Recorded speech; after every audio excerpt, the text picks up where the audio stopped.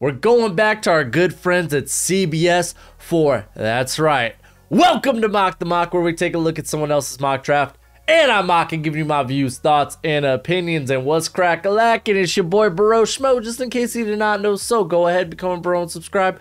Leave this video a thumbs up if you enjoy the content as always. Let me know what you think in the comment section below. Let's have that nice, beautiful football discourse. Don't mind the curtain here. That's just Gojo getting comfortable. Say hi, Gojo.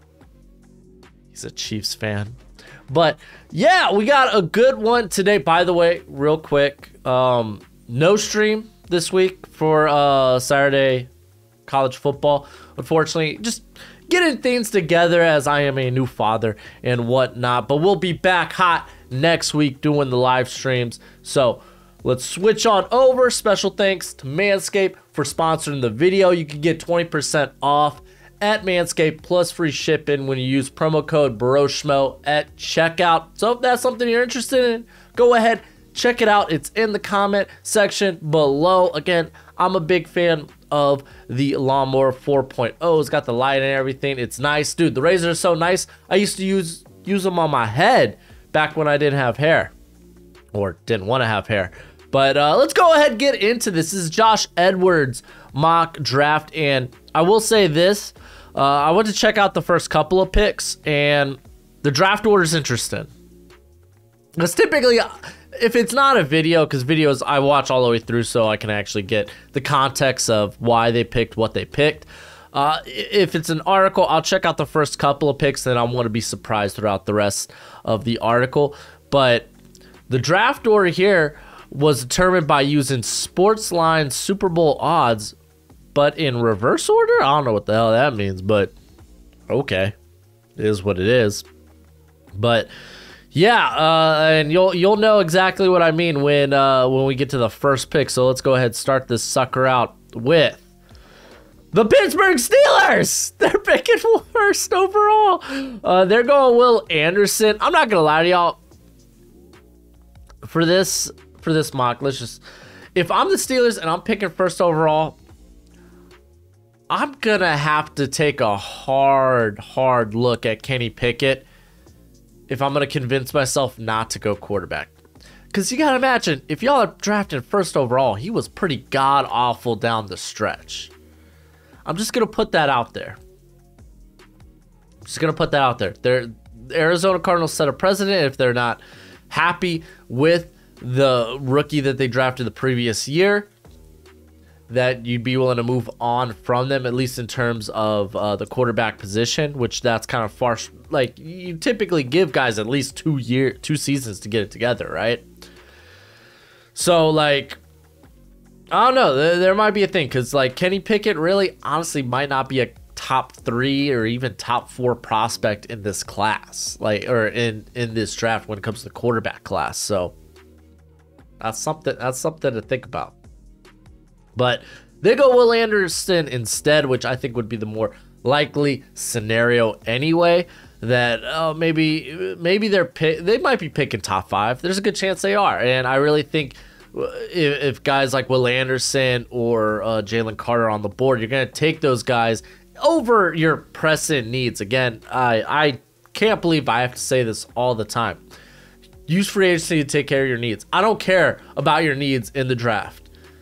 When you're drafted in the freaking top 10, you're not a good football team. Get talented players. You lack talent on the squad. Bring in talent. Don't sacrifice need for talent, for value. Just go ahead, bring in that talent. Just bring it in. Just bring it in. Reel it in. Because just listen. Just listen. When you reach for need inside the top 10, you're just gonna sacrifice getting an okay player compared to an amazing player.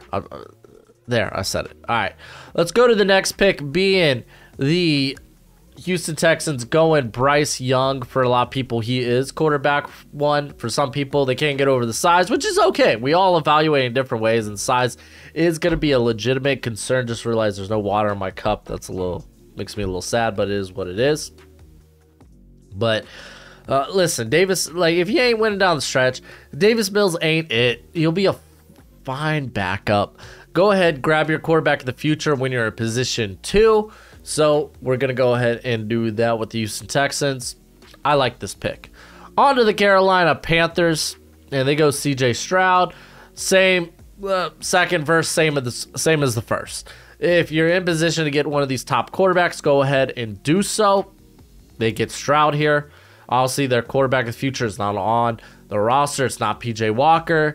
And Baker and Darnold are both free agents after this season, I believe. Or if anything, Darnold might be released. No, I think he's free agent because they signed him to the 5th-year option.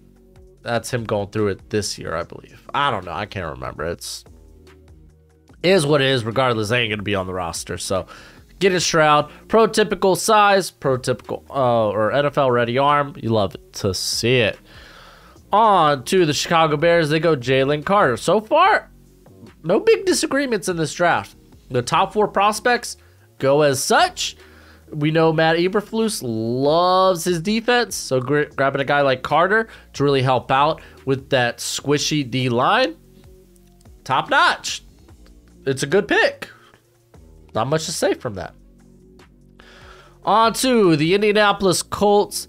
Will Levis. I don't deem Will Levis a top 10, let alone a top 5 prospect. I understand. He's got tools. There's a good chance he's going to go inside the top 10. Let's just be real. Have this conversation. I'm not going to have him ranked inside my top 10, but there's a good chance he's going to go in the top 10 because people are going to look at his tools and think they can fix what's going on between the ears when it comes to his unreliable, just how unreliable he is when going through progressions and the decision making. That's just how NFL teams, NFL coaches are. They think they can fix that, and in some cases they can. And listen, the Colts, you need to get a quarterback coming out of this draft. You almost, you have to. You have to. You really do. If you hadn't checked out the NFL Stock Exchange, which is a PFF podcast with Trevor Sikkema and Connor Rogers, they do a good, they go through what a Colts, I guess, rebuild would look like. And they talk about how it's likely they move on from Matt Ryan after this season, which does make sense. It's going to result in a lot of dead cap, but it's a way that they're likely to go just to save some money. So you're going to need someone in tow there, and you're going to need some beacon of the future. And Willis, he has the tools. He can be that. All right, Detroit Lions. I bet it starts to get interesting here. And they go Keely Ringo. Ringo, he is my top corner. How about you? Listen, man, pairing him up with Jeff Okudah, I love that. Ringo, he made Bruce Feldman's Freaks List. He's a guy that's got the size. He's got the athleticism, the athletic profile that you want to see from the cornerback position. I love that pairing. On to the Washington Commanders, going with Peter Skoronski. This one's a bit more interesting. Let's read what he has to say here. Skoronski has proven he deserves an opportunity at left tackle. Agreed. But Washington has more of a need on the interior line. Agreed. Their guard positions aren't great. And honestly, Samuel Cosme has been good, though he's been banged up. And Leno's been fine. He's been fine. Like, I guess you can upgrade from him going forward, which makes sense, and kind of have Skoronski and Cosme as your guys go of the future, as what Leno will be a free agent after the 2023 season, I believe. So yeah, okay, this pick is fine. I mean, you just had corner snapped in front of you. Maybe you don't want to go in on the rest of the corner class. That's fine. This pick is fine. On to the Las Vegas Raiders, going to Brian Brazee. I'm obviously a lot higher on Brazee than CBS is. They have him as their 31st ranked prospect. But legit, the dude's a good athlete. I think he could be a legit difference maker on the interior. We know the Raiders just kind of need talent. Good chance they, like, depending on how the season fares the rest of the way, they could blow it up. I really do think quarterback could be on the chopping block for the Raiders. I really do. If they're in position to do so. So if they're picking inside the top 3, I think that could be a consideration. But see, they're here picking at 8, so you go with Brian Brazee. Makes sense. On to the Arizona Cardinals, who go Myles Murphy. And I'm banging the table here. I've been like, yo, they need pass rush or they need talent at the cornerback position. Myles Murphy, he is pass rush, and I like this. He's a good fit for the scheme there. A guy with very versatile body type that could play inside the 5-tech or he could play outside. A very unique athlete at his size. You love the physical tools. A guy that was a bit slow out the gates this season, but like honestly, him and Brian Brazee, dynamic duo. They free up a lot for guys like Xavier Thomas, Tyler Davis, KJ Henry, who are getting a lot of draft buzz. All right, on to the Jacksonville Jaguars as they go Michael Mayer. As we've seen, you know what? They like using the tight end position this year, as Evan Ingram has been pretty solid. He's been banged up recently, though, so it's been Dan Arnold. But getting Michael Mayer in there, man, just helps your run game, and it gives Trevor Lawrence a nice security blanket. Michael Mayer, honestly, I think is a top 20, top 15 prospect. So you could think about him here at 10, and I think that's fine because of how tight end is valued in the draft. And if you're not like one of these, if you're not Kyle Pitts type of generational athlete at the tight end position, then I don't know if you can go inside the top 10, and Michael Mayer certainly isn't that. But he brings nice stability. I've kind of equated him to TJ Hawkinson in terms of what he can bring to the table. All right. Seattle Seahawks, their first pick will be Jared Verse. I've had to say this a lot in my comment section. You'll see it in yesterday's Mock the Mock, where I kind of talked about, because a lot of people were like, oh, Seahawks, they're 4th in sacks, but they're outside the top 20 in pressures and hurries. It's when they're not often getting pressure, but when they get pressure, they typically get home. That's typically the case going on here with the pass rush for the Seahawks. So grabbing another pass rusher I think is key. Jared Verse, I love seeing him going early in these mocks. I don't have him going this early, but like I like the idea of him being maybe a top, top 15 guy. I love that, because I came into the season saying, hey man, this cat, I'm gonna go ahead, I'm gonna project here. I think he could be a top 50 prospect, and it's nice to see people think he is overachieving that. Guy started out the year hot there against LSU. He's been slowed by an ankle injury. I said knee injury yesterday. I wasn't positive about it. Now I can say with confidence it's been an ankle injury slowing him down, but he's a guy that's going to test out great too. Atlanta Falcons, they go Jordan Addison. Ooh, they did just get rid of Calvin Ridley, and pairing Addison up with Drake London, that's kind of sexy, right? Both the former USC prospects getting the speed on the whether it's the outside or even the slot. You get a dynamic weapon like that to pair up with Drake London and Kyle Pitts. Suddenly the receiving game looks scary. Oh, that's kind of sexy. All right, on to the Philadelphia Eagles. This is their first pick via the New Orleans Saints.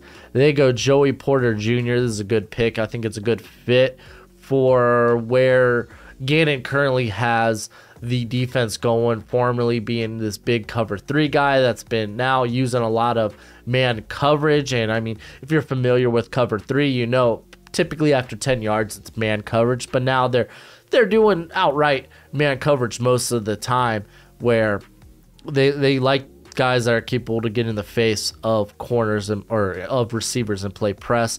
And that's Porter, man. He's a lawn athlete. He's a good athlete. I like the pick here. I like the fit. Green Bay Packers, where do they go? Oh, Lou Fashanu. Ooh, I really like this one, and let me tell you why. Now, Fashanu, again, a guy that his run game still coming together, but he has played exceptionally well. He's exceptionally young. I love that about him, and but it looks like his pass protections are a. Jenkins is a free agent, but it does look like they want to move him back to the inside. So I assume they bring Jenkins back. I mean, I'm not saying they won't. Bakhtiari has battled injuries. They could use more tackle talent. We know the Packers don't like to go with receiver in the first round, so they don't in this case. So they go for Shanu, and I like it. All right, on to the Houston Texans. They go Jackson Smith and Jigba. Let me tell you why I don't like this. John Mechie will probably be a slot player. I projected him as such. When he returns, I really think that's what he will do. I don't think Jackson Smith and Jigba can play on the outside. He's taken over 90% of his snaps have come in the slot. He isn't a high-end athlete for the wide receiver position. He's a guy that I think is going to have to win in the slot in the NFL, which is fine. There's a place for that. We've seen guys like Cooper Kupp exceed expectations because of how they're utilized. Jackson Smith and Jigba could be the same way. I think if you're really going to go with the guy here, it'd probably be Quentin Johnson. You're looking for a guy that can play on the outside, because you at least want to see what you have in John Mechie. So, not a big fan of this pick for the Texans. On to the New York Giants. Wow, picking 16. Okay, they get Quentin Johnston. So, we all know the failed experiment with Kenny Golladay. This is just a replacement. Quentin Johnston, he could be a bit more polished as a route runner and such, but it's fine. Like what he offers as a big target that offers a huge catch radius, that can produce after the catch, teaming him up with Wan'Dale Robinson, I really like that. So I really like this pick. The question is, will the Giants be picking in a range to get Quentin Johnston? The New York Jets get Paris Johnson out of Ohio State, and this is a Robert Saleh, this is a Joe Douglas pick. They love addressing the trenches and having likely Elijah Vera Tucker keep that boy at right tackle. Paris Johnson comes in, can be your left tackle. You could say the jury's not yet out on Mekhi Becton, but again, do you really want to wait, sit around, and see how things go? This is a team that wants to run the football efficiently, and they have the horses to do so. They just need to, shore up some spots on the offensive line. Tackle happens to be one of those. There's two solid tackle prospects in Paris Johnson and Broderick Jones available right here. So I like them taking them. Broderick Jones going to the New England Patriots. They could go in a bevy of different directions, but it is expected that they let Isaiah Wynn hit free agency. As a guy that has been in and out of the lineup this season, so shoring up the tackle position would go a long way. Broderick Jones, while the footwork is better but not there just yet, you're still working with the guy that's got ideal length, ideal size, great base, great run blocker. So it's a good fit. All right, this is the Detroit Lions' second pick, and they're going Christian Gonzalez. Holy crap, hold up. Didn't the Lions go Keely Ringo? They went oh, wow, they're pairing up. They're going back to Bruce Feldman's freaks list, and they're like, yo, we're going bacon and eggs on the corner position. We need cornerback help, and we're going to get it. Okay, the Lions have invested heavily on the defensive front. Now build up the secondary to capitalize on turnover opportunities. So getting Christian Gonzalez, like, I don't mind infusing talent into the cornerback room. I really don't. And I mean, honestly, Keely Ringo, like, he has the size to be able to play safety sometimes. So it's like getting a versatile defensive backs in there isn't a bad option. So it's like, I may not love this pick. I don't hate it. On to the Tennessee Titans, taking Matthew, I think it's Bergeron. I think that's how it's pronounced. I don't know. It's Canadian. The Syracuse tackle, regardless. I think this cat's probably more of a day two guy. But I will say I like the idea of, you know, what this team wants to do and likes to do. They want to get the Derrick Henry's the engine of the offense. You got to make sure that, you know, everything around that engine is working fine, which means you got to shore up that left tackle position. Lawan Taylor, or Taylor Lewan, he's seen better days. And unfortunately, those better days are in the past. So they're probably going to kick him to the curb. They don't have someone in place that could take over at left tackle. They have Dennis Daly currently doing it, and that's not going well. So, yeah, I don't mind the position, even though it's a guy that I'm not this high on. The Seattle Seahawks is their second pick. They go Josh Downs. I get it. Things may not be working out with D. Eskridge, but this feels like a bit of a reach on this regard. I'm not that high on Downs. I probably have him as a top 75 guy. So Downs can be a complimentary player in the short term and eventually replace Lockett. I don't love this pick. I just don't. I don't think wide receivers high up the priority list. At least in terms of being like a first round, I don't think it's that high for the Seahawks. These Chargers, they go Darnell Washington. They get a freight train at tight end. I don't think Washington is a first rounder, though I will think about him inside the top 50, top 75. I get it.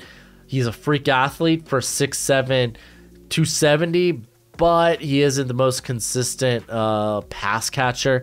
Just because it hasn't been something. It's not like they funnel the ball to him a lot. Though he is a good contested ball catcher. He's a guy you're gonna like in the red zone. He's gonna be good for the run game, but it's not the playmaker I think this Chargers team needs at this aspect. I'd feel better about this pick if it was like day 2. The Bengals go Cam Smith. They go corner. Obviously, Eli Apple, things didn't work out, so they're throwing Cam Taylor-Britt to the fire right now. Chidobe Awuzie is currently on IR for the ACL. Adding more cornerback helps, never a bad answer. All the top tackle talent, I believe, is off the board. Yes, it is. The top 4 guys, at least. With the 5th guy actually going a bit earlier than I'd expect. But so it's like I don't mind it. I don't mind it. All right, Osiris Torrance going to the Buccaneers. This is a very interesting one because like there's cases to be made that the Bucs could go corner. All the top corners are off the board, so it's I can't go there. Maybe pass rush. We haven't really seen an edge rusher fly off the board just yet. But we do know that they have a guard problem at that Luke Gadecki spot. So, makes sense. He's the top guard in this class. Probably the only one worth a first rounder. Trenton Simpson going to the Minnesota Vikings. Listen, Eric Hendricks has been wonderful. He might be coming to the end of the road. He really might. You get a very versatile piece here in Trenton Simpson, a guy that is very good at blitzing, whether it's off the edge or shooting the A or B gaps. You also get a guy that's just really good out in space that you could use in a very versatile role. So don't mind it. He is the top linebacker in this draft. Dallas Cowboys, they go Tyree Wilson. I think Wilson will go a little bit higher than this just because of what he brings from a size, length, and athletic perspective. By no means is he Travon Walker, but he's got the production that Travon Walker wish he had coming out.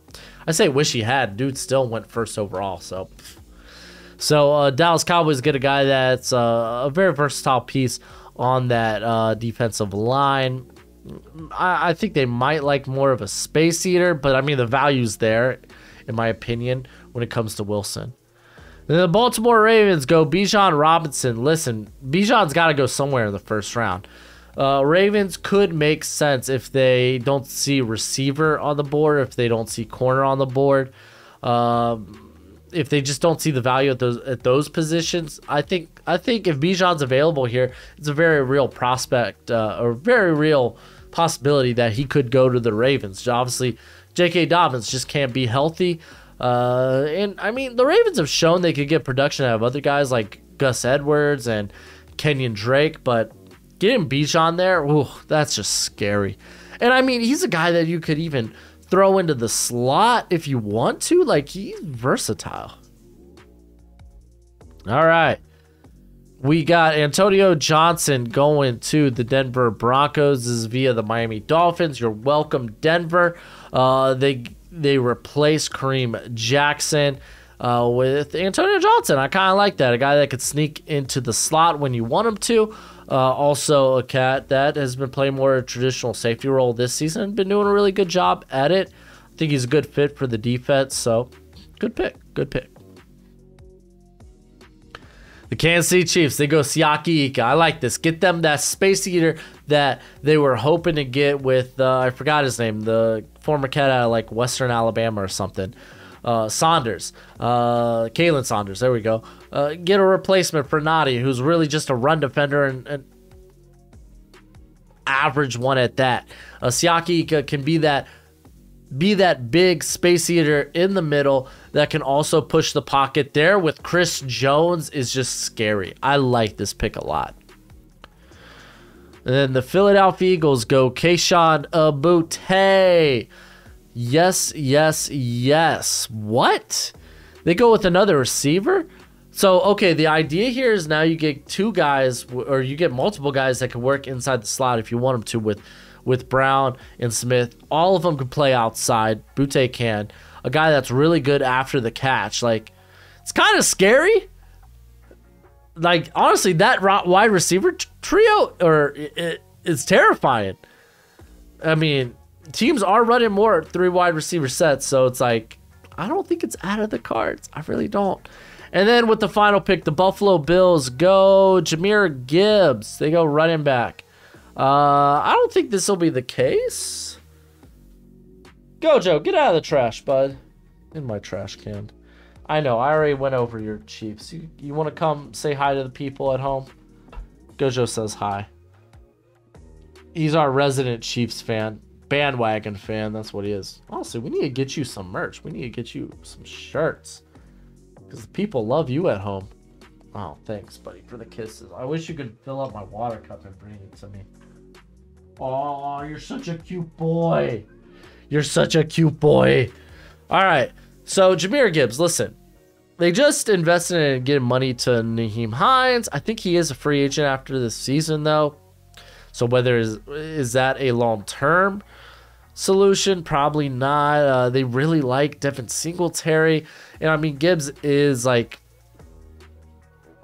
I don't think he's a first-rounder. But then again, I mean, if you know me, you know I'm not a fan of running back talent. That's why you're going to see Bijan always fall in my drafts. But I don't think Gibbs is I don't think anyone's touching Bijan in this class. And golly, man, Gibbs really offers. I'm not on board with it. It's like, yeah, I get it. It's the Bills. It's a value pick. They could really go wherever they want, wherever they see the value is. I like Brian Branch probably better at this juncture. I don't know. You let me know in the comment section below. That's it for the video. Go ahead, do the YouTube thing. And as always, till next time, you be easy, my friends. Later.